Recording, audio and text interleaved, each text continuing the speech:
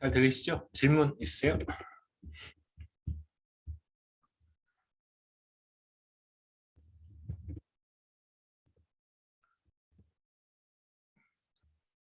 토너먼트 얘기부터 좀 시작하겠습니다. 간단한 토너먼트 문제를 제가 하나 소개를 오늘 할 텐데요. 토너먼트를 통해서 얼마만큼의 이제 노력 수준을 근로자들로부터 유도해낼 수 있을까 하는 게 이제 오늘 우리 주된 관심사라고 할 수 있고, 결론부터 말씀드리면 인센티브 페이와 동일한 수준의 노력을 이제 사용자가 유도해낼 수 있습니다.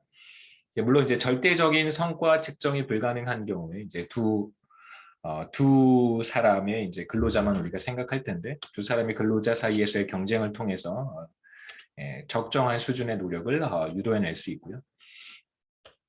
여기서 이제 우리가 보고 싶은 것은 뭐 토너먼트는 당연히 뭐 프로모션의 형태일 수도 있고, 승진을 하는 사람 한 사람, 뭐 부장에서 상무가 되는 사람은 사실 임원이 되는 사람은 극소수니까요. 그다음에 이제 한 명 혹은 두 명이 되는 것이고, 샐러리 같은 경우에도 뭐 통상적인 급여 이외에 이제 보너스를 지급하는 경우, 뭐 팀별로 가장 좋은 팀에게 보너스를 지급하는 경우들도 있습니다만, 차등적으로 지급하는 경우라고 할 수 있겠지만, 뭐 회사에 따라서는 이제 개인적인 경험에 비추어 보면 회사에 따라서는 이제 그 조직 내에서 그 회사 내에서 이제 가장 성과가 좋은 1등한테 이제 굉장히 많은 보너스를 지급하고요. 2등은 한 그거보다 절반 정도 수준. 3등은 없습니다. 1등 1명, 뭐 2등 2명, 뭐 이 정도 이렇게 지급하는, 금메달, 은메달, 동메달 정도 이렇게 생각해 보시면 좋을 것 같아요.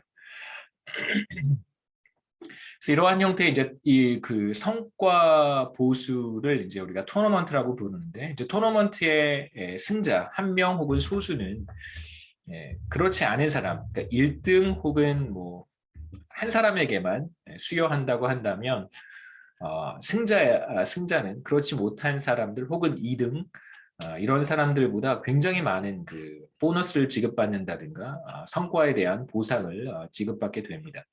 근데 실제로는 뭐 1등이나 2등이나 그 성과 차이가 그렇게 크겠어요? 뭐 금메달, 스포츠 경기, 올림픽 경기 같은 경우 생각해 보시면, 이번 주에 그 축구 있죠. 챔피언스 리그 이번 주에 있는데, 결국은 이제 승자가 챔피언스 리그의 챔피언이 될 거예요. 그런데 뭐 만약에 뭐 경기가 무승부로 끝났어요. 그래서 승부차기 가서 승패가 갈렸다면, 그건 사실 이게 뭐 1등과 2등의 차이는 되게 미미한 거잖아요. 승부차기의 결과였으니까. 예를 들면 이제 그런 상황을 우리가 생각해 볼 수 있습니다. 그러니까 실제로 1등과 2등 사이의 어떤 성과의 차이가 그렇게 큰가라고 생각해 보면, 올림픽 종목에서도 금메달과 은메달의 차이, 실제로 조직 내에서 최고 성과자와 1등과 2등의 차이, 그렇게 성과 차이가 크다고 보기는 어렵습니다. 똑같이 최선을 다하는 것은 사실 뭐 말할 필요도 없고, 그 이상을 쏟아붓는 사람들도 굉장히 많기 때문에요. 여기서는 토너먼트가 어떤 경우에 사용되는지 뭐 간단하게 말씀드렸지만, 우선 실제 생산성을 측정하는 것이 어렵고, 그로부터 성과를 평가하는 것도 이제 불가능한 경우에 토너먼트를 사용하는 것이 보편적이기도 합니다. 그러니까 성과 측정이 불가능한 것이죠. 그러니까 개별 성과 측정은 불가능해요. 하지만 이 워커들 사이에서 누가 더 잘했는지는 판단하는 것이 가능할 때, 그러니까 성과를 비교하는 것은 가능한데 객관적인 성과를 측정하는 것은 불가능할 때 성과 비교는 가능합니다.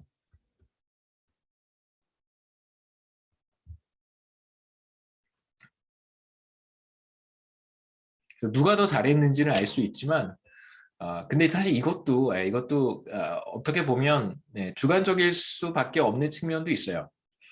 내 눈에는 A라는 사람이 B라는 사람보다 더 잘한 것으로 보이지만, 또 다른 사람들 눈에는 B라고 하는 사람이 이제 A라고 하는 사람보다 더 잘했다고 판단할 수도 있습니다. 여러 가지 이제 퍼포먼스들이, 그러니까 뭐 퍼포먼스라고 하면 이제 전반적인 성과니까요. 다양한 그 다양한 태스크를 수행을 할 때 어떤 사람은 평가자 입장에서 어떤 사람은 첫 번째 태스크가 더 중요하다고 생각할 수 있고 그러면 당연히 첫 번째 태스크에서 더 좋은 성과를 보인 사람에게 더 많은 페이버를 줄 수도 있습니다. 또 어떤 사람은 또 다른 평가자는 두 번째 태스크를 더 중요하게 생각할 수도 있고요. 그럼 이제 두 번째 태스크에서 더 나은 성과를 보인 사람은 첫 번째 태스크에서 나은 성과를 보인 사람이 아닌 경우에 그러면 이제 다른 사람이 더 잘했다고 판단할 수도 있는 것이죠. 그럼 여기에서는 비교적 우리가 문제를 좀 단순화해서 뭐 이러한 성과가 비교 가능한 경우 이제 토너먼트를 사용하는 것이 일반적입니다. 그래서 뭐 토너먼트가 도입이 되면 당연히 직원들은 플레이어가 직원들이겠죠. 이 컨테스트에 참여하는 직원들은 만약에 내가 여기에서 1등을 한다면 혹은 위너에 속할 수 있다면 상당히 많은 그 보수를 얻을 수 있다. 명예도 얻을 수 있고 상당히 많은 보너스, 금액도 얻을 수 있고 그 다음에 이제 뭐 좋은 기업 같은 경우에 대기업 같은 경우에 이러한 실적들이 계속해서 쌓인다면 어느 시점에서는 임원으로 승진할 수 있는 그런 발판이 마련되는 것이기도 하겠죠. 하지만 이런 경쟁에서 이기지 못한다면 뭐 보너스도 특별한 보너스도 없고 그다음에 뭐 특별한 명예도 없고 뭐 그럴 수 있겠죠. 그렇죠? 그래서 그 보상의 규모가 굉장히 크다면 실제로 삼성 같은 경우에 이렇게 보면 사람들이 저는 그때 이제 지금보다 훨씬 젊었으니까 이해를 좀 개인적으로는 좀 저도 이제 그런 야망이 별로 없는 사람일 수도 있어서 그런데요. 관심사가 다르고 야망도 없고 그래서 정말로 임원이 되기 위해 노력하는 사람들이 참 많습니다. 정말 많습니다. 삼성 계열사 내에는 그러니까 그 임원이 되었을 때의 뭐랄까요? 그 주는 그런 게 굉장히 많이 있나 봐요. 그런 게 큰 것 같습니다. 그래서 많은 사람들이 굉장히 열심히 노력을 하고 기업 입장에서는 적정 수준의 에포트 유도해낼 수 있는 것이겠죠. 여기서 이제 두 사람의 경우를 생각해 보겠습니다. 간단한 모형을 소개하고 그 모형의 결과로부터 인센티브 페이와 아까 그 피스 레이스죠. 피스 레이트와 같은 수준의 노력을 끌어낼 수 있다는 결과를 제가 간단하게 보여드릴게요.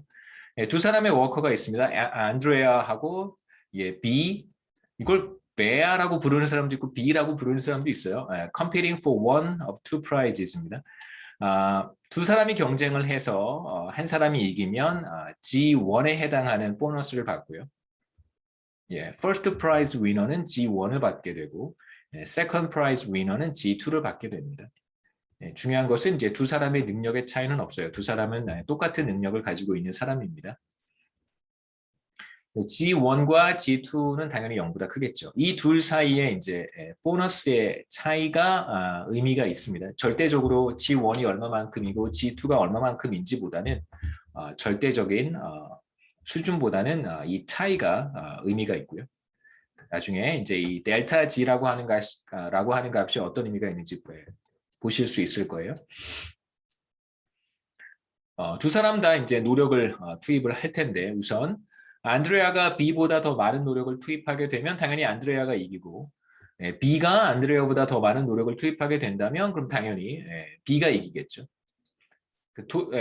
노력, effort과 퍼포먼스 사이의 관계 함수는 두 사람 모두 똑같아요. 그래서 똑같은 수준의 노력을 투입하면 똑같은 퍼포먼스가 나온다고 생각하시면 되고 더 많은 노력을 투입한 사람이 더 높은 퍼포먼스를 달성한다고 생각하시면 됩니다.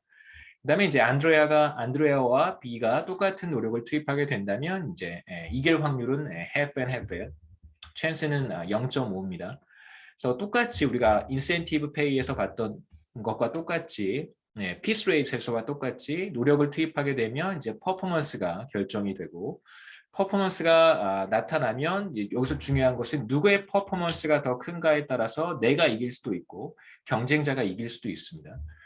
그래서 A의 퍼포먼스, 안드레아의 퍼포먼스가 B의 퍼포먼스보다 크다면 그러면 이제 안드레아가 G1을 가져가는 것이고 반대로 B가 더 높은 퍼포먼스를 달성한다고 한다면 그건 이제 당연히 노력을 더 많이 투입해서 그런 것이죠. 그러면 이제 B가 G1을 가져가게 되고 안드레아는 이제 G2를 가져가게 되겠죠. 그래서 기대 수입을 간단하게 정의하고 그다음에 효용함수 정의하고 그다음에 이어서 얼마만큼의 노력을 투입하게 되는지 두 사람이 각각 살펴보도록 하겠습니다. 우선 이제 안드레아의 기대 수입은 자기가 이기면 G1을 받는 거고요. 이기지 못하면 G2를 받는 거예요. 이길 확률이죠. 위너가 될 확률. 당연히 이제 자신의 퍼포먼스가 B의 퍼포먼스보다 높으면 이기는 것입니다. 이게 이길 확률이죠. 위닝 프로바빌리티예요. 그 다음에 이제 B의 등호가 빠졌는데 등호는 여기 아무 데나 하나 넣으시면 됩니다. 여기다 넣으시면 돼요. 그 다음에 이제 1 마이너스 이길 확률이 바로 질 확률이죠. B의 퍼포먼스가 자신의 퍼포먼스보다 더 높다면 그러면 당연히 지는 거고요. 질 경우에는 G2의 보너스를 받게 됩니다. 그래서 이 경우에 이 probability를 뭐라고도 쓸 수 있냐면 1-P에 자기가 이길 확률이라고 쓸 수도 있겠죠. QB. 이렇게 바꿔 쓸 수도 있습니다. 그 다음에 이제 B의 기대 수입은 뭐 마찬가지겠죠. 안드레아가 더 높은 퍼포먼스를 달성하면 이건 안드레아가 이기는 거니까 안드레아 입장에서 자신의 이길 확률이고 B 입장에서는 이게 질 확률이에요. 1 마이너스 이길 확률이겠죠. 그러면 이제 졌으니까 G2만큼을 받게 되고 그 다음에 이제 자신의 퍼포먼스가 안드레아의 퍼포먼스보다 더 높다면 이제 이게 바로 이길 확률이 되겠죠. 그럼 이번에는 이제 B가 G1만큼을 받게 됩니다. 그래서 마찬가지로 이것도 이번에는 이걸 이제 반대로 써볼까요?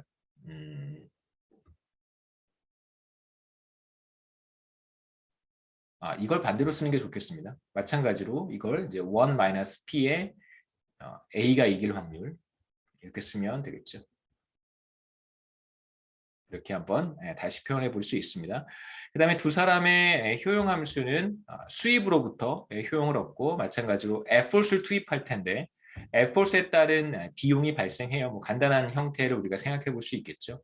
2분의 1의 effort 제곱 이렇게 표현할 수 있습니다. 둘이 똑같은 비용 함수를 갖는다고 우리가 가정을 하죠. ability의 차이가 없으니까.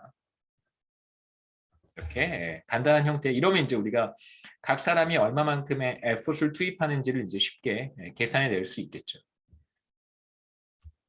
혹시 여기까지 질문 있으세요?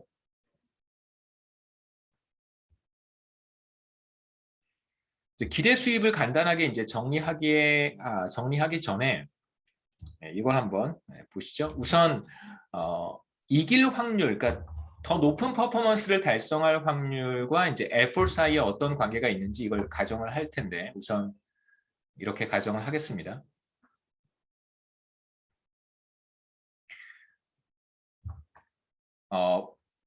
이 확률은 뭐냐면 A의 퍼포먼스가 B의 퍼포먼스보다 클 확률이에요. 이제 이걸 어떻게 표현한 것이냐면 A의 effort 마이너스 B의 effort 그 두 사람의 노력 수준의 차이에다가 이제 X를 곱한 것입니다.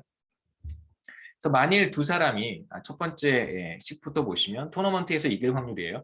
첫 번째 식부터 보시면 만약에 두 사람이 똑같은 노력 수준을 투입한다면 이게 0이 될 테니까 A가 이길 확률은 0.5가 되고 반대로 B가 이길 확률도 0.5가 되겠죠. 두 사람이 똑같은 노력 수준을 선택해서 투입한다면 이길 확률은 0.5로 같아집니다. 반대로 만일 A가 B보다 더 많은 노력을 기울인다면 이게 0보다 커지겠죠. 그렇죠? 그러면 이제 A가 이길 확률이 0.5보다 커지는 거예요. X만 뭐 노력의 차이만큼이겠죠. X 곱하기 노력의 차이만큼 X만큼 만약에 안드레아가 B보다 1만큼의 노력을 더 기울였다면 노력을 0, 1, 2, 3, 4 이렇게 카운트할 수 있다고 한번 해보죠. 1만큼의 노력을 더 기울였다면 그러면 이제 X만큼 이길 확률이 상승하는 거고요. 반대로 B가 안드레아보다 1만큼의 노력을 더 투입했다면 이 차이가 정확히 1만큼이라고 한다면 그러면 이제 B가 안드레아를 이길 확률이 이제 X만큼 상승하는 거라고 생각하시면 됩니다. 그래서 이제 이길 확률이 0.5 곱하기 x가 되겠죠. 그래서 노력의 차이에 따라서 이길 확률이 상승하고 내 노력이 상대방의 노력보다 더 높다면 노력의 크기에 따라서 x만큼 이길 확률이 상승하는 거고요. 반대로 상대방이 그렇게 행동한다면 이제 상대방이 이길 확률도 똑같이 노력의 차이만큼 x에 따라서 이길 확률이 상승할 거예요. 그렇게 이길 확률을 한번 우리가 다시 표현해 볼 수 있습니다. 다시 돌아가서 이제 페이를 좀 간단하게 정리를 한번 해보려고 하는데 제가 한번 해보죠.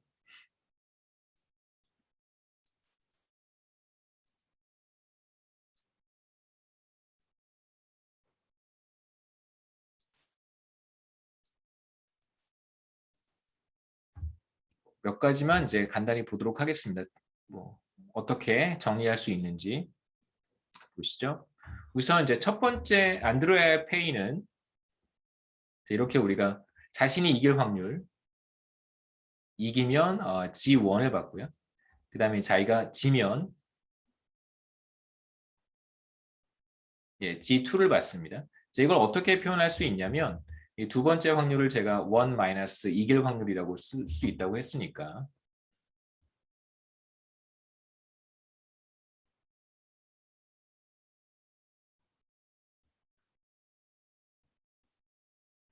이걸 다시 한번 정리해 보면 이길 확률, 그렇죠? 이길 확률을 식이 기니까 P가 빠졌고요. 이길 확률을 그냥 P라고 쓰겠습니다. 그럼 이제 이길 확률 곱하기 G1을 받고 1 마이너스 이길 확률 졌으니까 G2를 받겠죠. 그래서 보시면 P가 이렇게 있으니까 다시 한번 써보면 이길 확률의 G1, 그 다음에 마이너스 P의 G2, 그 다음에 플러스 G2가 되겠죠. 그래서 이렇게 G2가 되고 이렇게 쓰면 P의 G2가 되고요. 그 다음에 이제 이길 확률로 다시 표현해주면 G1 마이너스 G2에 지면 받게 되는 보너스가 G2니까요. 그 다음에 우리가 G1과 G2의 차이를 델타 G라고 썼습니다. 그래서 이기면 델타 G만큼 더 받는 거예요. 그렇죠? G2는 뭐 당연히 받는 거죠. 뭐 이기거나 지거나 둘 중에 하나니까 항상 G2만큼은 받는 거예요. 못해도 G2만큼 받는 거니까. 거기에 내가 만약에 이긴다면 델타 G만큼 이제 G1과 G2의 차이만큼을 이제 추가로 받는 것이죠. 이기면. 그래서 이길 확률 곱하기 델타 G 플러스 G2라고 정리해서 쓸 수 있습니다. 그래서 페이는 첫 번째 사람의 페이, 안드레아 페이는 바로 이길 확률, 자신이 이길 확률이죠. A가 B보다 클 확률 곱하기 이기면 델타 G만큼을 더 받는 거고요. 같은 방식으로 두 번째 사람 B의 그 페이도 표현할 수 있는데요. 그럼 강의 노트에 있으니까 제가 따로 도출하지는 않겠습니다. 마찬가지로 B 경우에도 무조건 G2는 받는 거예요. 저도 G2는 받는 거니까. 그럼 이제 이길 확률, 이기면 안드레아와 똑같이 델타 G만큼을 더 받는 거란 말이에요. 근데 여기에서는 이길 확률이 안드레아와는 다르겠죠. 안드레아가 져야 내가 이기는 거니까. 여기에서는 이 이길 확률만 잘 표현해 주면 됩니다. 이길 확률은 반대로 A의 퍼포먼스보다 B의 퍼포먼스가 더 커야겠죠. 등호는 이렇게 넣어주시면 되겠죠. 둘 중에 하나 아무데나 넣어주셔도 안 넣어주셔도 돼요. 어차피 연속 변수에서는 어느 한 점에서의 확률은 항상 by definition 제로이기 때문에.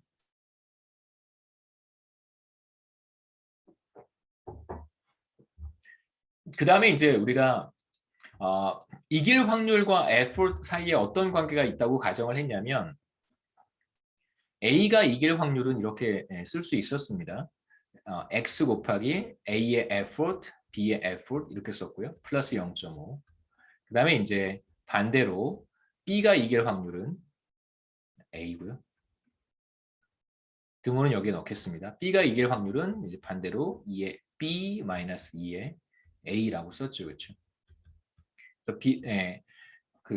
대칭적인 관계라고 생각하시면 돼요. 두 사람의 능력 차이는 없으니까 똑같은 사람이니까.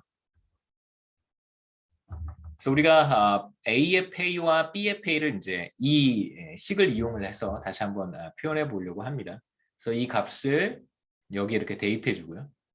그다음에 B가 이길 확률을 이렇게 대입을 해서 다시 한번 정리를 하면 이제 A의 페이와 기대 수입이겠죠. 기대 수입과 이제 B의 기대 수입을 각각 표현할 수 있을 거예요. 한번 해보죠. 먼저 A부터 해보겠습니다.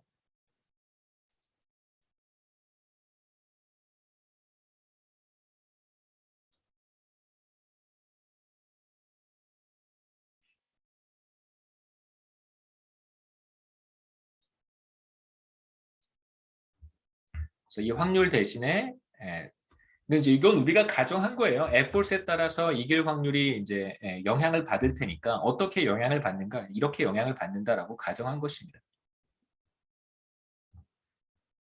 그래서 이 확률 대신에 X의 두 사람의 노력의 차이, 그 다음에 0.5 여기에다가 전체에 이제 추가로 받는 보너스겠죠. 이길 경우에. 그 다음에 지면 얻게 되는 보너스가 G2고요. 이거 간단하게 정리해 보면 이렇게 계산해 보면 이 안에 있는 것부터 한번 풀어볼까요? 이렇게 한번 써보겠습니다. 이 텀을 풀어서 다시 쓰죠. 어차피 정리를 해야 되니까. x의 2a 마이너스 x의 2b라고 써보죠. 그럼 여기에 이제 x의 2a 마이너스 x의 2b. 그러니까 내가 노력을 한 단위 더 투입하면 상대방과 관계없이 이게 지금 분리가 되잖아요. 이거 무슨 뜻이냐면 상대방의 노력이 일정하다고 전제했을 때 내가 한 단위 더 노력을 기울이게 되면 내가 이길 확률이 x만큼 상승하는 거예요. 그래서 내가 노력에 따른 이길 확률, 노력에 따라서 이길 확률이 winning probability가 어떻게 영향을 받는가? 상대방의 노력 수준에 의해서도 영향을 받겠지만 직접적으로 영향을 받지 않습니다. 무슨 말이냐면 상대방의 노력 수준이 주어져 있을 때 내가 노력을 한 단위 더 투입하면 X만큼 winning probability가 상승하는 거예요. 정리를 해보면 X의 나의 effort 델타 G 마이너스 X의 상대방의 effort 델타 G 그 다음에 0.5의 델타 G 하고 G2가 되겠죠. 이게 바로 안드레아의 기대 수입이 됩니다. 그렇죠? 네. 그 다음에 이어서 B의 기대 수입도 이제 비슷하게 표현해 볼 수 있는데요. 이걸 이제 살짝 다르게 쓰면 되겠죠. 똑같이 제가 풀지는 않을 거고 그냥 한번 두 사람이 똑같은 사람이니까 똑같은 방식으로 한번 생각해 보는 거예요. 자, 우선 B의 경우에도 내가 노력을 한 단위 더 투입하면 winning probability가 X만큼 상승할 거예요. 그렇게 되면 내가 델타 G만큼을 추가로 받을 수 있습니다. 똑같이 쓰면 되겠죠. B의 경우에도 내가 노력을 한 단위 더 투입하면 winning probability가 X만큼 상승하게 되고 그러면 pay가 델타 G만큼 상승해요. 그런데 문제는 뭐냐면 나의 노력 수준이 일정한 상태에서 안드레아가 그렇게 행동하게 되면 그렇죠?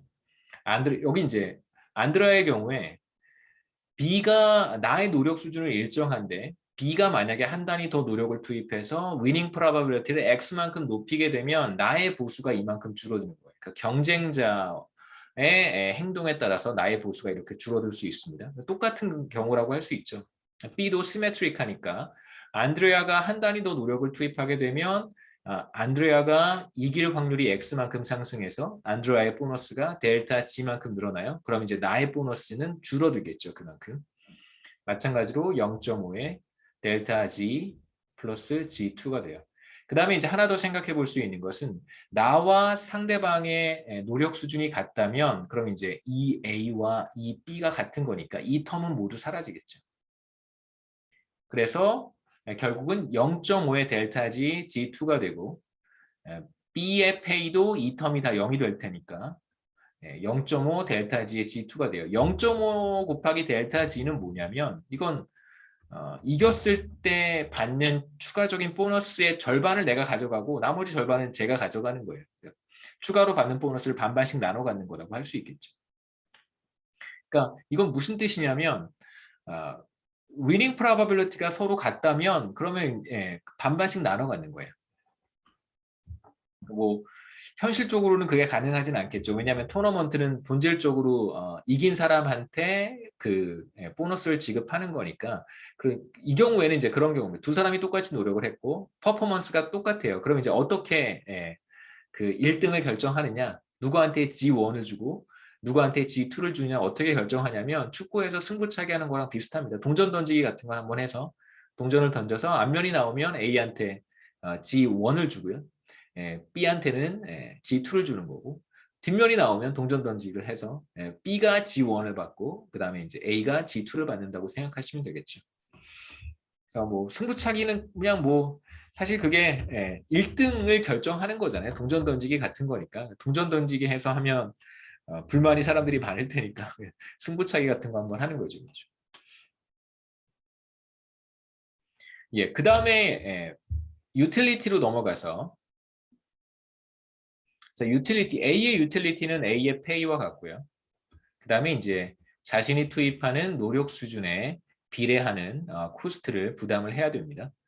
그래서 A의 유틸리티는 아까 우리가 봤던 이제 effort을 A만큼 투입하면 winning probability를 X만큼 높일 수 있고 그러면 추가로 보너스가 발생을 합니다. 하지만 반대로 경쟁자가 그렇게 노력을 하게 되면 그만큼의 보수가 줄어들게 되고요. 두 사람의 노력 수준이 동일하다면 전체 보너스의 절반만큼을 가져가겠죠. 그 다음에 이제 B의 유틸리티도 똑같이 표현할 수 있습니다. 이렇게. 마찬가지로 내가 노력을 투입하게 되면 한 단위 더 투입하게 되면 X만큼 위닝 프로바빌리티가 상승하고 그러면 델타 G만큼을 가져갈 수 있고요. 경쟁자가 그렇게 행동하면 나의 기대 수입은 감소하겠죠. 똑같은 규모로. 그 다음에 두 사람의 effort 수준이 동일하다면 이 전체 텀은 제로가 될 테니까 여기 마이너스 빠졌습니다. 그 다음에 이제 effort 투입에 따른 비용을 여기 적어주면 되겠죠.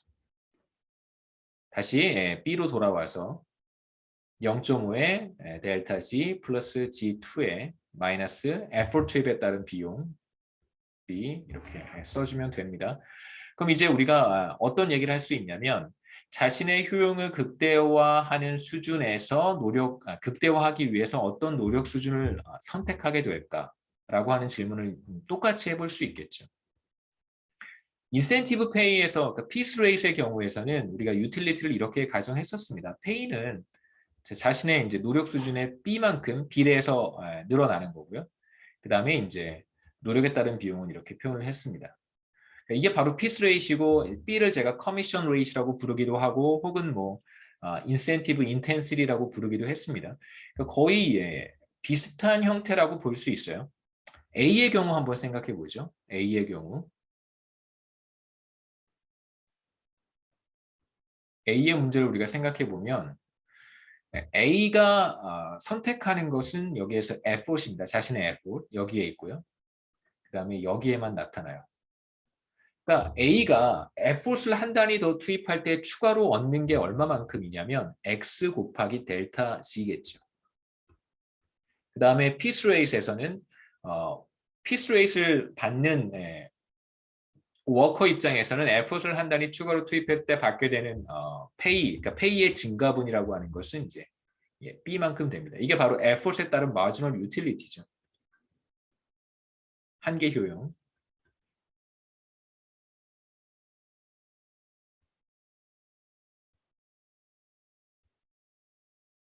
그러니까 추가적인 노력에 따라서 늘어나는 효용의 크기, 실제로 이제 페이에 따라서 효용이 늘어나니까 뭐 추가적인 페이라고 할 수도 있고요. 1달러가 1달러만큼의 효용을 주는 것이니까 여기서 이제 marginal utility라고 해도 좋습니다. 여기서 B만큼이고 여기에서는 X 델타 G만큼이에요. 그러니까 사실 결국은 토너먼트라고 하더라도 얼마만큼의 효용이 늘어나는가를 생각해 보면 이게 바로 X 곱하기 델타 G가 정확히 커미션 레이트, 보수율과 같은 기능을 수행한다고 우리가 생각해 볼 수 있어요. 일종의 이게 커미션 레이트죠. 내가 노력을 한 단위 추가로 투입했을 때 추가로 늘어나는 보수가 얼마만큼인가? 바로 1등과 2등의 급여 차이 곱하기 내가 노력을 한 단위 투입했을 때 위닝 프로바빌리티가 얼마나 늘어나는가? 성공에 미치는 임팩트, 그게 이제 X에 해당한다고 할 수 있습니다. 결과적으로는 피스레이스의 경우나 토너먼트의 경우나 우리 이제 이그젬플에서는 매우 비슷한 형태를 갖는다고 생각해 볼 수 있겠죠. 그래서 A의 경우만 한번 최적화 문제를 풀어보죠. 여기서 한번 제가 최적화 문제를 풀어보겠습니다. B의 경우는 결과가 동일할 테니까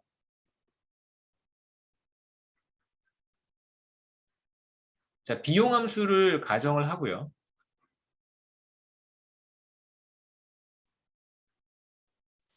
이렇게 비용함수를 가정을 하죠.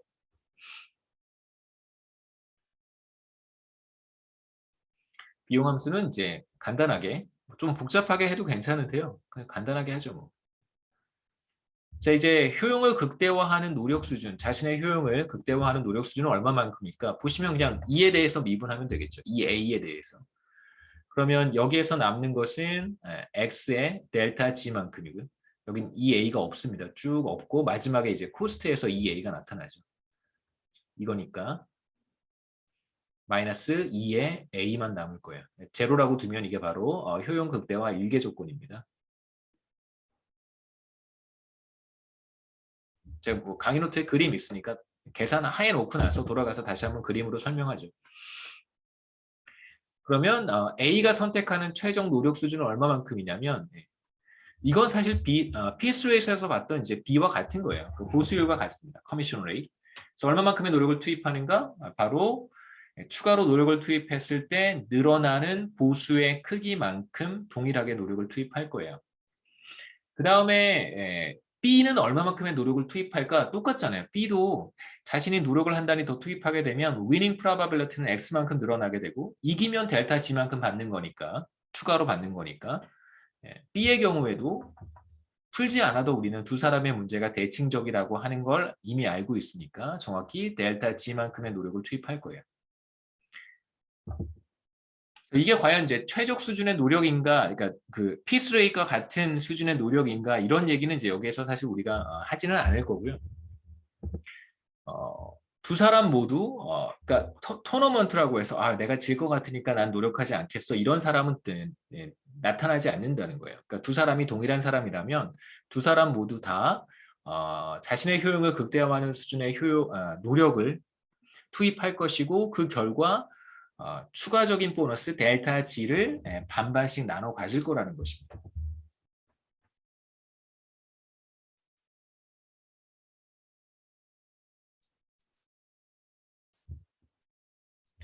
그래서 우리가 각각의 기대 수입도 다 표현을 했고요. 그 다음에 이제 효용함수도 제가 다시 한번 정리를 했고 페이와 페인에 대해서 표현을 해보면 이게 바로 기대 수입이죠. 푸른색 직선이 기대 수입입니다. 그래서 뭐 여러 가지 쭉 텀이 나타나는데 예를 들면 이렇게 썼죠. 그렇죠? X에 2에 이게 A가 될 수도 있고 B가 될 수도 있습니다. 그 다음에 추가로 받는 보너스 그 다음에 이제 경쟁자의 노력 수준이겠죠. 그렇죠? J라고 쓰겠습니다. 경쟁자의 노력 수준과 경쟁자가 한 단위 더 노력을 투입하게 되면 X의 확률로 델타 G를 가져갈 거예요. 그 다음에 0.5의 델타 G 만약에 두 사람의 노력이 똑같다면 노력 투입이 똑같다면 추가적인 상금을 반반씩 나눠 가질 것이고 그냥 패배한다면 진다면 G만큼을 받는 것이죠. G2만큼. 지면 G를 받는 거죠. G2. 이거 그냥 디폴트로 받는 거니까요. 여기에서 나의 노력 투입에 따라서 변하는 것은 이거밖에 없습니다. 그래서 제가 이제 이것만 남겨놓은 거고요. 나의 노력에 따라서 보수가 혹은 유틸리티가 얼마만큼 늘어나는가 기울기가 정확히 X의 effort I라고 쓰겠습니다.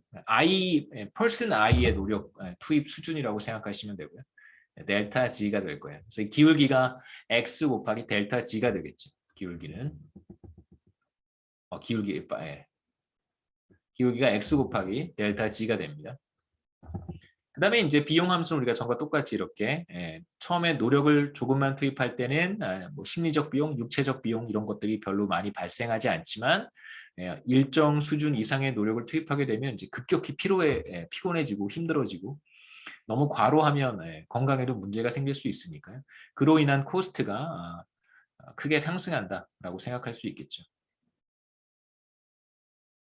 또 노력을 한 단위 더 투입하게 되면 토너먼트에서 이길 확률이 X만큼 상승하게 되고요. 추가로 얻는 보수는 바로 델타 G 곱하기 X가 되겠죠. 상금의 차이 곱하기 X만큼. 이걸 이제 한계 효용과 한계 비용으로 다시 표현한 것입니다. 한계 효용 혹은 한계 수입.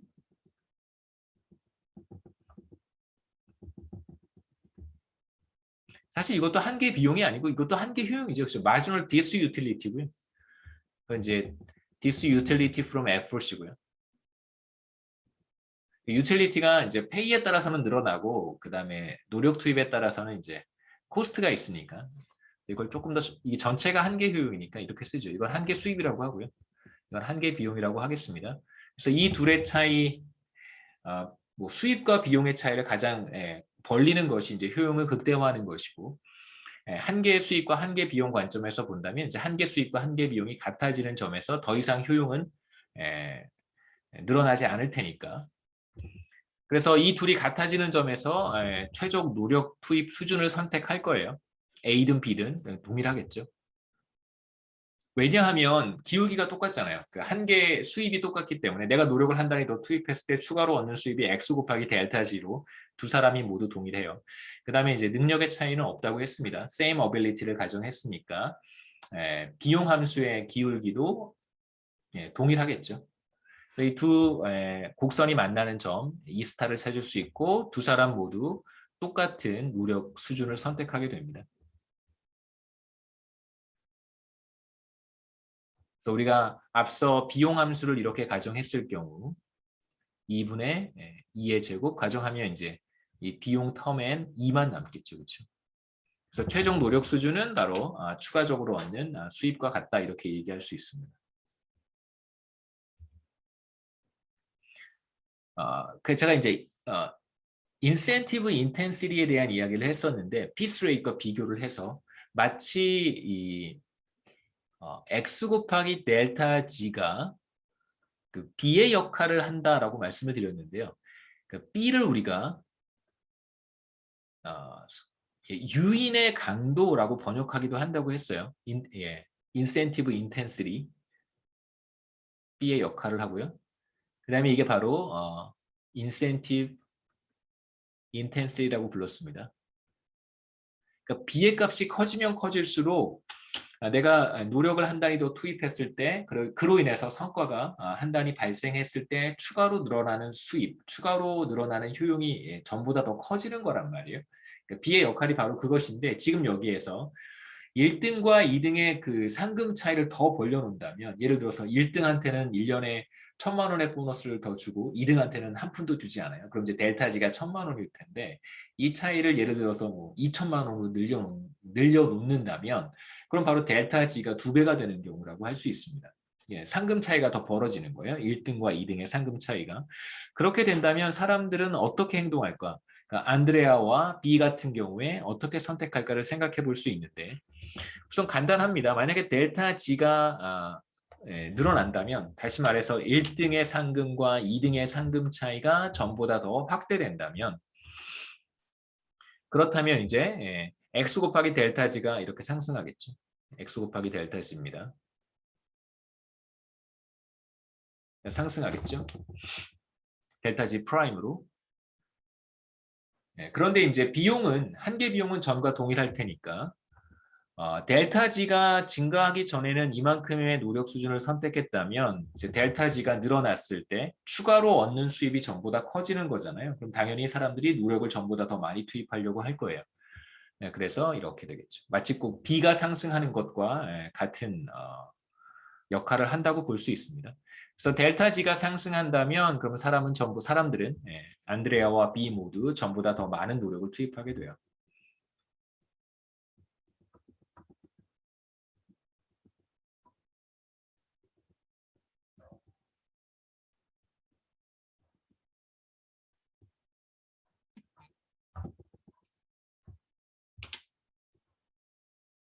네. 혹시 여기까지 질문 있어요?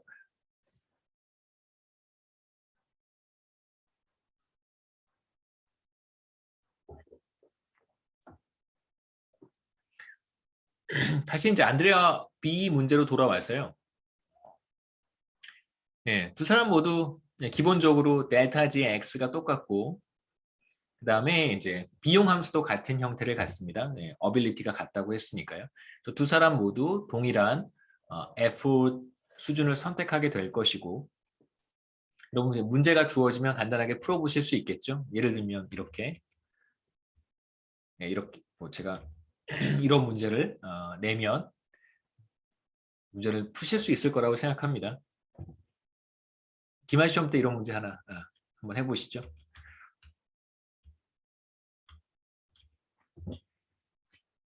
그래서 우리가 얻은 결과는 두 사람이 모두 똑같은 수준의 노력을 투입할 것이고요. 그래서 두 사람 모두 이제 보너스를 반반씩 나눠 갖겠죠. 뭐 수학적으로 얘기하면 반반씩 나눠 가는 것이고 말씀드렸듯이 이제 동전 던지기를 해서 네 이긴 사람이 앞면이 나온 사람이 뭐 다 가져가기, 뭐 뒷면이 나온 사람이 다 가져가기 이렇게 결정을 하겠죠. 두 사람 모두 동일한 winning probability를 갖게 됩니다.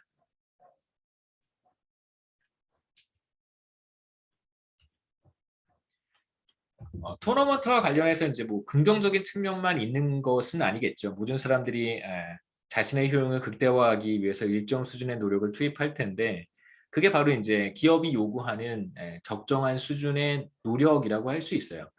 근데 과연 이러한 긍정적인 측면만 존재하는가? 물론 그렇지는 않습니다. 몇 가지 이제 디스어드밴티지를 생각해 볼 수 있는데요. 첫 번째는 기본적으로 너무나 과도한 경쟁을 유발하는 경향이 있겠죠. 그래서 이 프라이즈가 커지면 다시 말하면 1등과 2등의 상금 차이가 더 커지면 그러니까 1등한 사람한테만 엄청난 보상이 있는 임원 승진이라든가 뭐 이런 베네핏이 주어진다고 한다면 구성원들 사이의 경쟁은 전보다 훨씬 더 치열해질 것이라고 우리가 생각해 볼 수 있습니다.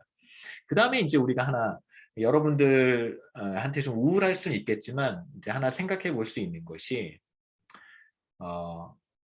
여러분이 이제 중고등학교 과정을 겪으면서 굉장히 치열한 경쟁을 보냈잖아요.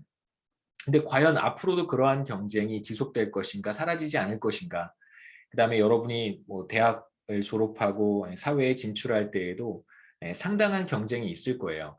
근데 그러한 경쟁이 앞으로 좀 해소될 것인가 아니면 경쟁은 더 치열해질 것인가 이런 질문을 받을 때 우리가 생각해 볼 수 있는 그러니까 앞으로 어떻게 될 것인지는 사실 알 수는 없지만 우리가 지금 토너먼트라고 하는 간단한 이그젬플을 통해서 확인해 볼 수 있는 것은 뭐냐면요.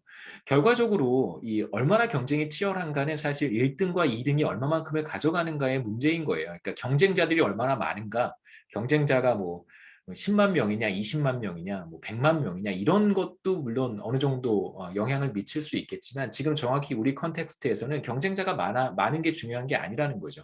그러니까 뭐가 더 중요하냐면 1등이 가져가는 것과 2등이 가져가는 것의 차이가 계속해서 유지가 되면 그러면 이제 그건 계속해서 경쟁 관계가 유지될 거라고 하는 거예요. 그러니까 중고등학교 과정으로 앞으로도 저는 그렇게 생각합니다. 앞으로도 그렇고요. 당분간 계속 지속이 될 거예요. 한국 경제에 좋은 기업들이 계속해서 나타나고 좋은 기업에 취업을 했을 때 상당히 많은 보수를 내가 얻을 수 있다면 그러면 경쟁 관계는 계속해서 치열하게 유지가 될 거고요. 대학도 마찬가지입니다. 고등학교에서 대학을 갈 때 그러니까 소위 우리가 얘기하는 정말 좋은 대학들과 그 밑에 있는 대학들 사이 정말 좋은 대학들을 졸업했을 때 그 사람이 얻게 되는 기대 수입과 대학이 서열화되어 있다고 했을 때 그렇지 못한 대학을 졸업한 사람이 얻게 되는 기대 수입의 차이가 여전히 존재하고 그 기대 수입의 차이가 앞으로 더 많이 벌어진다면 그렇다면 대입에서의 경쟁도 사실상 그렇게 약해질 거라고 예상하는 건 좀 아니라고 볼 수 있겠죠. 토너먼트는 뭐 여러분 뭐 조직 내에서 나중에 취업하셔서 회사 내에서 그 보너스에만 적용되는 것이 아니라 기본적으로 다양하게 우리가 한번 적용해서 생각해 볼 수 있습니다. 그 다음에 두 번째는 우리가 여기에서 얘기는 하진 않겠지만 레이버 이코노믹스에서 사보티지가 있죠, 그렇죠? 이건 이제 방해하는 거예요. 그래서 이제 중요한 건 뭐냐면 같이 노력을 투입합니다. 그런데 이제 상대방의 성과가 떨어지면 내가 이길 가능성이 높아지는 거예요. 이제 상대방의 성과를 이제 고의적으로 낮추기 위한 이제 방해 공작을 펼 수 있겠죠. 사보티지. 혹시 뭐 지금 말씀드렸던 이런 일련의 그 스토리들에 관심이 되게 많으시다면 제가 작년에 한번 1학기 때 강의를 했고 내년 1학기 때 이제 강의를 할까 생각 중인데요. 인적 자원 관리에서 이제 이런 사보티지라든가 실제로 직장 생활에서 나타나죠. 사보티지가 왜 안 나타나겠어요? 그러니까 이게 경쟁자들 사이에서도 나타나는데 경험적으로 비춰보면 여러 사람들이 경쟁을 한단 말이에요. 그래서 이제 팀장이라든가 나를 평가하는 이제 상사가 있죠, 그렇죠? 상사가 이런 이제 같은 동료들 평가를 다 같이 하는데 자신이 좋아하는 사람들한테 이제 더 좋은 점수를 주기 위해서 자기가 좋아하지 않는 사람들의 평가를 낮추기 위한 여러 가지 이제 전략을 펴기도 합니다. 아까 잠깐 말씀드렸지만 여러 가지 태스크가 있는데 조직 내에서 중요하게 생각하는 태스크가 있고 중요하게 생각하지 않는 업무가 있잖아요. 그러면 이제 1등 하기 원하는 사람한테는 중요한 업무를 맡기고 1등 하기 원치 않는 사람에게는 이 사람은 1등을 하면 안 돼라고 생각하는 사람한테는 이제 중요하지 않은 업무를 이제 맡기는 것이죠. 물론 이제 역량의 차이도 있을 거예요. 일을 잘하는 사람에게 당연히 중요한 업무를 맡길 것이고 일을 그렇게 잘하지 못하는 사람한테는 중요한 업무를 맡길 수가 없겠죠. 이제 퍼포먼스를 그만큼 내야 되니까. 근데 이제 그런 관점에서가 아니라 단순히 이제 내가 이 사람을 좋아해서 이 사람에게 더 좋은 델타 G를 주고 싶다면 이 사람한테 상대적으로 회사가 기업이 더 중요하게 생각하는 이제 업무를 맡기는 경향도 사실 있습니다. 동료 간의 사보티지도 당연히 있는 거고요. 뭐저 같은 경우에는 저 사람이 쓴 논문을 계속해서 공격하는 거예요. 세미나를 하는데 누가 이제 보고서라든가 논문을 만들어서 이제 발표를 합니다. 이제 뭐 평가도 하고 같은 평가자들이 평가도 하고 뭐 서로 이제 다들 경제학자들이니까 상대방이 어떤 뭐 연구를 했는지 관심이 있어서 이제 들여다보기도 하고 보통은 이제 그 같은 조직 내에 있으면 서로 이제 격려해주고 뭐 잘한 점, 뭐 컨트리뷰션 이런 걸 이렇게 잘 포장해서 얘기해주는 사람도 있고요. 지속적으로 저 사람의 이제 연구 결과물에 이제 하자가 있다는 식으로 계속해서 이제 공격하는 그런 사람들도 있습니다. 일종의 사보티지라고 할 수 있겠죠. 다른 사람들에게 이제 좋지 않은 인상을 다른 사람들이 좋지 않은 인상을 가지도록 그런 전략적 행동을 하는 사람들도 있습니다. 사보티지의 문제는 사실 그러니까 내가 더 잘하기 위해서 내가 더 높은 보상을 받기 위해서 상대방의 퍼포먼스를 낮추는 행위이기 때문에 이제 조직 전체로 봤을 때 긍정적이라고 할 수는 없겠죠, 그렇죠? 조직 전체로 봤을 때는 이기적인 동기로 사보티지를 할 수 있다는 뜻입니다. 그 다음에 우리가 생각해 보려고 하는 그 다음 토픽은 Principal Agent Problem이고 주로 이제 CEO에 대한 보수라고 할 수 있겠죠. Compensation of Executives는 CEO에 대한 보수입니다. 최고 경영자 혹은 최고 경영자들에게 어떠한 보수를 지급하는 것이 좋을까? 이건 지금 이제 우리가 지금까지 봐왔던 뭐 인센티브 페이 형태 혹은 뭐 토너먼트의 형태라고 보기는 어렵잖아요. 그 CEO한테 어떻게 토너먼트를 적용할 수 있겠어요? 혼자 최고 경영자 한 사람이라고 하면 그 사람이 뭐 누구와 경쟁을 하겠습니까? 뭐 경쟁사의 CEO와 경쟁하는 건 좀 조금 좀 make sense 하지 않겠죠. CEO의 페이는 조금 다른 식으로 접근을 하는데요. CEO는 뭐 기본적으로 그 회사의 오너는 아니고 그 대리 경영을 하고 있는 사람이라고 생각해 볼 수 있겠죠. 대표자, 대리 경영을 하고 있는 사람입니다. 그래서 회사의 CEO를 우리가 대리인이라고 부르고 에이전트라고 부르고요.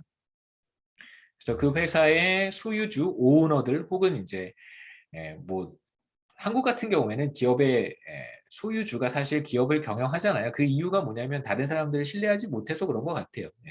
자기가 일군 회사인데 그래서 굉장히 회사를 크게 키웠습니다.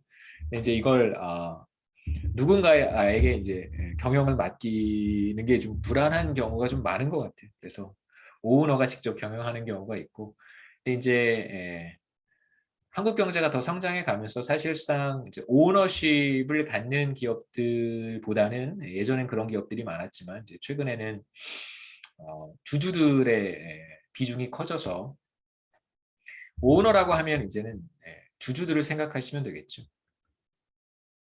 여러분들이 이제 어느 회사의 주식을 가지고 있다면 여러분 오너십을 가지고 있는 거예요. 그래서 CEO는 이제 여러분을 대신해서 회사를 경영하는 사람이라고 생각할 수 있습니다. 그래서 오너들을 우리가 프린시펄이라고 부르고요. 주인, 대리인. 그래서 가장 그 이해하기 쉬운 이그젬플들이 몇 가지가 있는데, 여러분이 뭐 어떤 소송에 휘말려서 변호사를 고용해야 된다고 한다면 우리들이 법률 지식 같은 게 부족하니까 그러니까 우리가 바로 프린시플 주인이 되는 거고요. 변호사가 에이전트가 되는 것입니다. 그래서 변호사가 법률 대리인이죠.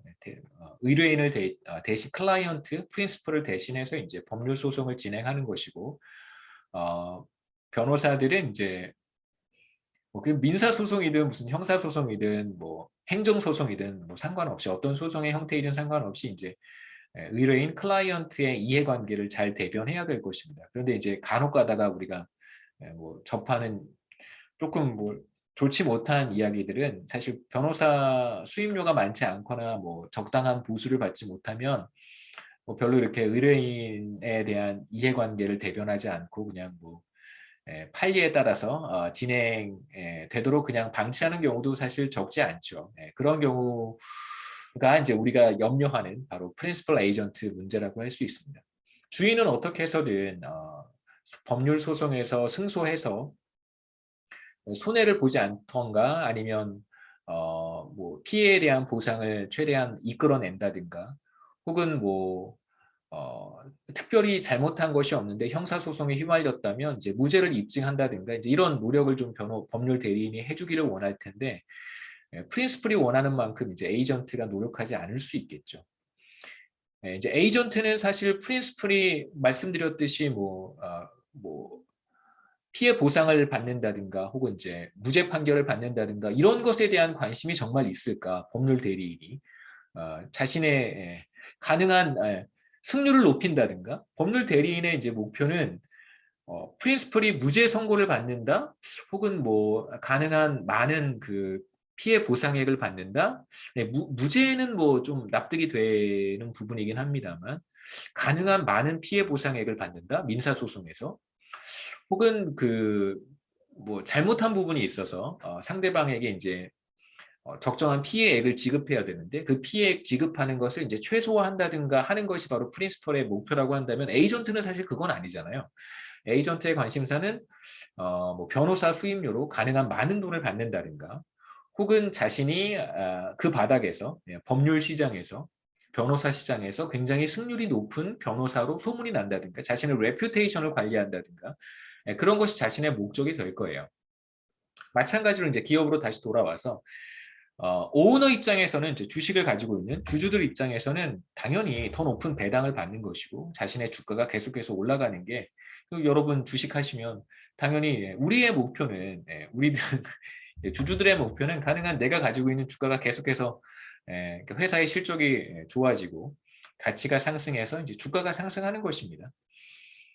하지만 이제 CEO의 관심사가 다를 수 있겠죠. 그러니까 CEO의 보수라고 하는 것이 기업의 성과와 직접적으로 연동되어 있지 않으면 그러니까 CEO는 그냥 이 회사에서 전문 경영인 같은 경우에는 이 회사에서 이렇게 어느 정도 좀 잘해서 또 다른 회사도 가고 싶을 것이고 그다음에 또 자신이 추구하는 어떤 또 목표가 있을 거예요. 주주들이 알지 못하는 자신만의 목표가 있을 것입니다. 그래서 CEO의 목표와 주주들의 목표가 서로 상충되는 이해관계의 상충의 문제가 발생하겠죠. 예를 들면 CEO는 자신의 레주메를 가능한 이렇게 더 멋있게 장식하고 싶어 할 거고요. 다음에 더 좋은 기업, 또 더 좋은 자리로 옮겨가기 위해서 그것만을 추구하는 사람들도 물론 있겠죠. 하지만 쉐어홀더, 주주들, 프린시플 입장에서는 당연히 이제 자신이 보유하고 있는 주식의 가치가 상승하는 것, 그다음에 이제 기업의 오너라고 한다면 기업을 통해서 사실 이제 부를 증식하는 것이 목적일 텐데 CEO와는 그 이해관계가 상충된다고 할 수 있습니다. 이렇게 에이전트와 프린시플 사이의 이해관계의 상충의 문제를 프린시플 에이전트 문제라고 부르고요. 두 사람의 이해관계 상충의 문제입니다. 이해 상충의 문제예요. 프린시플 에이전트 문제는 뭐 경제학에서 비일비재하게 나타나는 문제고요. 비단 경제학에서만 나타나겠습니까? 그렇죠?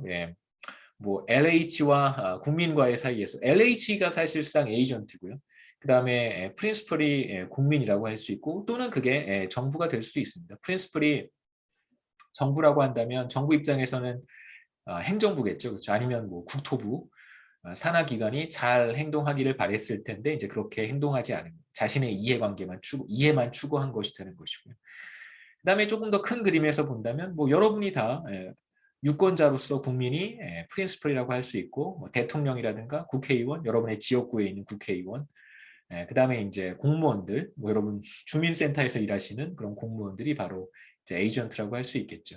여러분 뭐 공무원 시험에 관심 있는 학생도 많이 계실 테니까 공무원이 되고 싶은 이유가 뭘까 생각해 보면 프린시플을 위해서 헌신하기 위해서 공무원이 되려고 하는 사람들 물론 있을 거예요. 그런 분들도 물론 계시겠지만 적지 않은 사람들이 자신의 이해를 추구하는 것이죠. 안정적인 직장과 그 다음에 근무 시간 보장되고 정년퇴직하게 되면 이제 연금도 죽을 때까지 받을 수 있을 테니까 이제 그런 이해관계가 훨씬 더 크게 작용하게 됩니다. 그럼 이제 실제로 뭐 공무원이라든가 관련 공공기관에 종사하는 사람들의 이해관계와 공공 서비스를 제공받아야 하는 프린시플 국민들, 시민들 입장에서의 이제 이해관계 상충의 문제가 당연히 발생할 수 있겠죠. 그러니까 이해관계 상충의 문제를 어떻게 해결하느냐는 굉장히 중요한 이슈예요. 경제학에서뿐만이 아니라 뭐 사회 전체에 있어서 이걸 이제 우리 경제학자들이 굉장히 일찍 이 문제에 이제 초점을 맞춰서 해결하려고 노력을 해왔던 것이죠. 그래서 해결하지 못하면 LH 같은 문제가 생기는 것입니다. 그래서 어떻게 해결할 수 있을까? 가장 쉬운 방법은 뭐 여기서 뭐 제가 자세한 얘기를 하지 않을 거고요. 가장 쉬운 방법은 회사의 성과를 CEO의 페이와 연동시키는 것입니다. 그래서 CEO의 보수, CEO의 컴펀세이션을 이제 회사의 퍼포먼스와 기업의 성과와 이제 연동시키는 것이죠. 그래서 기업의 성과가 나빠지면 CEO의 보수가 줄어들고요. 반대로 이제 회사의 성과가 좋아지면 이제 CEO의 보수가 늘어나는 식으로. 최근에는 그 뭐죠? 네. ESG라고 하는 성과도 많이 도입한다고 들었어요. 뭐 이런 들어보셨을 겁니다. 뭐 그냥 등장하니까 말씀드리는 거고요. 몇몇 분야에서는 좀 관심을 갖고 보는 것 같아요. 이제 환경, 사회, 그다음에 거버넌스죠, 그렇죠? 지배 구조 관점에서 이제 그 CEO의 보수를 연결시키는 거예요. 그래서 기업이 사회 문제라든가 환경 문제, environment, society, 아마 governance인 것 같은데요. ESG 이런 거 가끔 뭐 시사 문제 이런 거 나오잖아요. 그래서 그 환경 문제에 기업이 어떤 책임을 갖고 대응한다. 네. 그다음에 이제 뭐 사회적인 문제라든가 지배구조 뭐 이런 거에 지배구조 개선, 그다음에 환경 문제에 기여한다든가 이런 경우에 뭐 CEO의 이제 보수를 연동시키는 그런 뭐 보수 체계라고 할 수 있겠습니다. 그러니까 이제 만약에 경제학자들은 이렇게 생각하겠죠. 그러니까 ESG 자체에 밸류가 있다고 생각하는 사람들은 경제학자들이 아니고요. 그건 이제 경제학 바운더리 바깥에 있는 사람들이 이제 ESG 자체에 대해서 밸류를 부여를 할 거예요. 근데 G는 중요할 거라고 생각합니다만 경제학자들의 시각은 뭐냐면 그런 거죠. ESG가 왜 중요한가? 그러니까 어떤 기업이 ESG를 밸런스를 맞춰서 잘하고 있다면 그러면 이제 소비자들이 그러한 기업이 생산한 제품, 그러한 기업이 판매하는 제품을 선호할 수 있게 되고 그렇게 되면 기업 입장에서는 ESG를 추구하는 것이 이윤 추구와 배치되지 않을 거예요. 그러면 당연히 ESG가 기업의 퍼포먼스와 연동이 된다고 얘기할 수 있고 CEO의 보수를 ESG와 연동시키는 것은 기업의 퍼포먼스와 연동시키는 것과 다르지 않습니다. 그렇게 접근하겠죠. 그러니까 뭐 예전에 그런 거 많이 했잖아요. 그 CSR, 그쵸? 예, 기업의 사회적 책임, Social Responsibility에 대한 얘기를 많이 했어요. 우리 10년 전에, 10년 전부터 이제 대기업들이 그뭐 비서실 밑에 혹은 이제 하나의 조직으로 그뭐 CSR 같은 조직도 만들고 막 그랬었어요. 그래서 사회적 책임을 다하겠다. 근데 뭐 그거의 연장선이겠죠. 그 기업이 사회적 책임을 다하겠다라고 하는 것은 뭐 기업의 이미지 제고를 통해서 결국 매출을 늘린다든가 뭐 혹은 뭐 기업의 성과를 제고하는 거니까요. 뭐 그걸 순수하게 기업이 정말 사회적 책임을 다하겠다. 그럼 뭐 그건 당연한 건데요. 모든 구성원들이 경제 사회 모든 구성원들이 당연히 커뮤니티에 대한 어떤 리스폰시빌리티가 다 있죠. 구성원으로서 다 책임과 의무가 있는데 저 좋은 공동체를 만들고 좋은 사회를 만드는 것이 이제 구성원들의 책임이잖아요. 서로 뭐 그런 이제 당연한 측면에서 접근하는 게 아니라 기업의 이제 이윤 추구의 관점에서 접근을 하는 것이 저희들의 경작의 바운더리에 있는 사람들의 시각이라고 할 수 있습니다. 그래서 이제 CEO 같은 경우에 기업의 성과와 자신의 보수를 연동시켜 놓으면 당연히 이제 주주의 실적을 제고하는 것에 오리엔티드 된 방식으로 이제 경영을 할 것이라고 우리가 예상할 수 있겠죠. 그래서 주주들의 주가가 하락하게 되면 자신의 CEO의 자신의 연봉도 줄어들 테니까 당연히 이제 주주들을 위해서 열심히 일을 할 가능성이 높아질 거예요. 그런데 실제로 데이터를 보면 이 둘 사이에 그렇게 큰 그 상관성은 나타나지 않습니다. 실제 데이터는 기업의 퍼포먼스와 CEO의 보수 사이에 별로 그렇게 강한 상관관계가 나타나진 않아요. 인과관계는 아니고 상관관계입니다. 양의 상관관계가 나타나긴 하는데 그렇게 강하진 않아요. 예를 들어서 어, 기업의 실적이 10만 달러 정도 상승한다면 CEO의 보수가 고작 2달러밖에 늘어나지 않습니다. 굉장히 미미한 거죠. 그러니까 이런 보수 체계가 현실적으로 관찰되는 보수 체계인데 이런 체계를 실제로 도입하게 되면 어떤 문제가 생길까요? 그 CEO 입장에서 10만 달러만큼의 가치를 제고를 했는데 고작 자신한테 돌아오는 몫은 2달러밖에 되지 않는 거예요. 그러면 이제 인센티브가 강하게 작동하지는 않겠죠. 기업의 퍼포먼스를 높이려고 하는 인센티브가 현실에서는 잘 나타나지 않을 거예요. 물론 이제 제가 전공이 뭐 CEO 컴펀세이션에 대한 부분을 이제 연구하는 사람은 아니어서 이쪽 분야를 연구하는 사람들도 많이 있습니다만 그러니까 CEO 보수에 영향을 미치는 요소들이 많이 있을 텐데 뭐 찾아보면 이제 관심 있는 학생들 한번 찾아보시면 많은 이제 CEO 컴펀세이션에 영향을 미치는 요소들을 팩터들을 찾아보실 수 있을 거라고 생각합니다. 이렇게 생각해 볼 수 있어요. 이게 지금 10만 달러란 말이에요. 그렇죠? 10만 달러. 그러니까 여기에다가 예, 100을 곱하면 이제 1000만 달러가 되겠죠. 10만 100만 100을 곱하면 1000만 달러가 됩니다. 1000만 달러예요.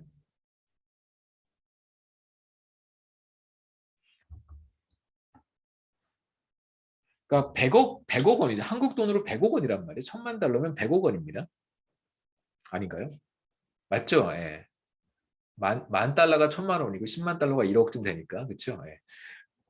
100억 원에 가까운 돈인데 예를 들면 CEO가 그 회사 돈 이제 100억 원으로 그 저기 저기 뭐죠? 네, 자기 방 오피스에 인상파 피카소 그림을 사다가 이렇게 딱 붙여놨어요. 물론 이제 회사 자산이 되는 거죠.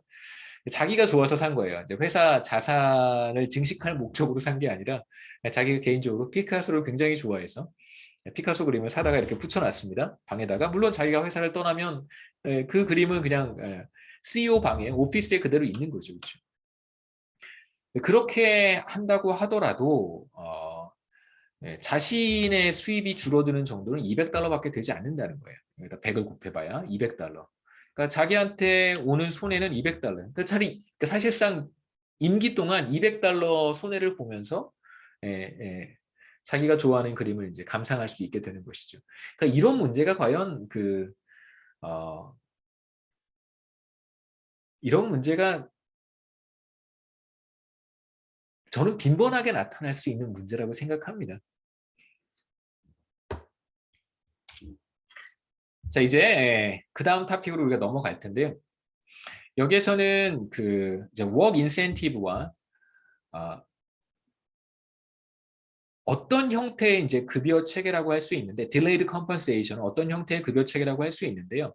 한 사람의 이제 라이프 사이클 관점에서 본다면, 생애 주기 관점에서 본다면, 젊었을 때는 자신의 생산성보다, 물론 이제 젊었을 때부터 나이가 들을 때까지 비교적 오랜 시간 한 기업에서 일을 한다고 했을 때, 대체로 젊었을 때는 자신의 생산성보다 낮은 급여를 지급을 하고요. 이제 나이가 좀 들었을 때 그 사람의 생산성보다 이제 높은 급여를 지급하는 형태의 급여 체계를 우리가 delayed compensation이라고 합니다.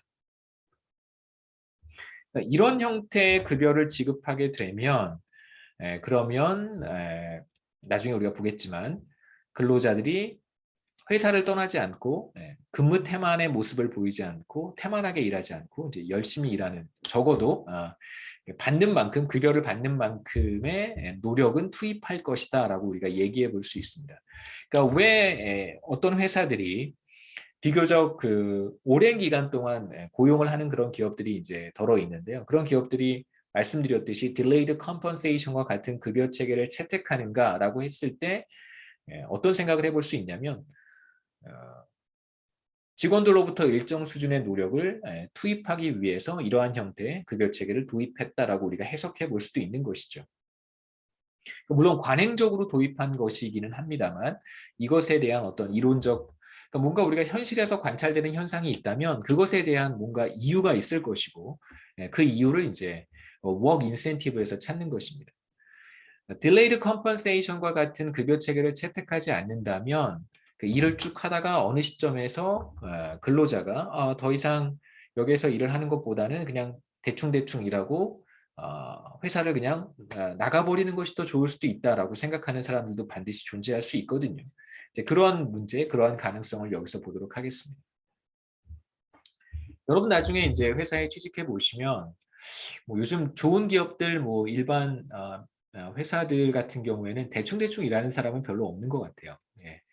다만 그 뭐 모든 공공기관이 그렇지는 않겠습니다만 공공기관이라든가 뭐 이런 곳에서는 종종 이런 그 모습들을 관찰을 합니다. 열심히 일하지 않는 사람들도 이제 조직마다 존재하겠죠. 제가 그 일할 때 가장 많이 그 뭐랄까요? 많이 좀 어노잉했던 게 어떤 현상이냐면, 그때는 뭐 저보다 지금보다 뭐 10년 이상 젊을 때였으니까요. 30대 초반 막 그럴 때는 어떤 생각을 많이 했냐면, 부서의 부서장들 이런 사람들이 있어요. 부서장 혹은 이제 임원들, 이런 사람들이 정말 일을 안 한다 이런 생각을 참 많이 했었습니다. 물론 이제 제가 일했던 곳이 물론 민간 연구소도 있고 대체로 공공부문이긴 하지만 그 빨간 펜 선생님 같은 역할만 하는 거예요. 누가 뭘 써가지고 보고서를 가지고 오면 빨간 펜 딱 잡아서 글씨 고쳐주고, 그 다음에 뭐 이게 무슨 말이냐, 뭐 계속 캐묻는 거죠.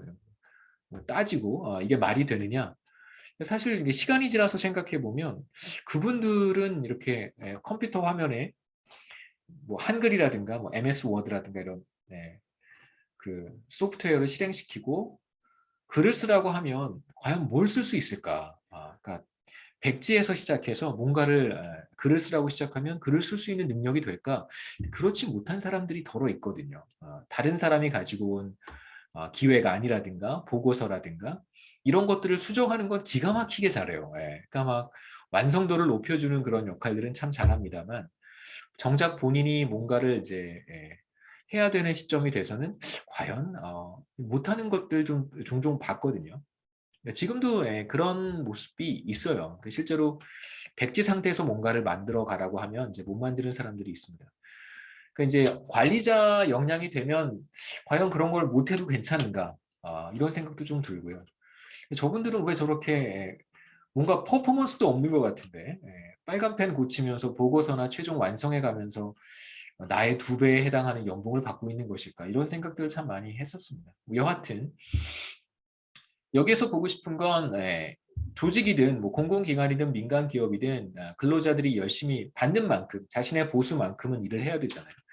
자신이 받는 보수만큼 열심히 일을 하지 않는다면 당연히 회사에 상당한 손실을 야기하게 됩니다. 특히나 이제 그 안전과 관련된 업무를 수행하는 회사에서는 그 리스크가 굉장히 크겠죠. 네. 잘못하면 누군가가 부상을 입는 그러한 사고로 연결될 수도 있고 상당한 도난 사고가 발생할 수도 있고요. 심지어는 이제 사망 사고가 발생하는 그런 끔찍한 사건까지도 일어날 수 있게 됩니다. 그러니까 워커의 셔킹은 근무 태만이죠. 사실 뭐 사소한 문제부터 시작해서 뭐 나비 효과와 같은 현상까지도 나타날 수 있습니다. 자, 여기에서는 이제 가능한 사람들의 태만한 근무 행태를 조정하기 위해서 더 열심히 일을 하도록 만들기 위해서 이제 어떠한 급여 체계를 도입할 수 있을까 여러 가지를 생각해 볼 수 있는데 그 첫 번째가 바로 우리가 계속해서 보긴 했지만요, 그렇죠? 몇 가지가 있습니다만 그 중에 또 하나가 바로 delayed compensation이고요. 그걸 다른 말로는 생애 주기의 과정에서 젊었을 때는 생산성보다 낮은 급여를 받고 나이가 들어서는 자신의 생산성보다 높은 급여를 받는 형태의 급여 체계, 그래서 upward sloping age earnings profile이라고 할 수 있습니다. age earning profile은 나이에 따른 급여라고 할 수 있고요. 그게 우상향하는 거죠, 그렇죠? 당연히 생산성보다 급여 수준이 높으면 안 되잖아요. 그럼 이제 기업은 손실을 보는 거니까. 그래서 이제 말씀드렸듯이 젊었을 때는 생산성보다 낮은 급여를 받고 나이가 들어서는 생산성보다 높은 급여를 받는 것입니다. 시간이 거의 다 돼서 다음 시간에는 이어서 여기서부터 얘기를 조금 이어서 하겠습니다. 혹시 질문 있으세요? 여기까지 하겠습니다.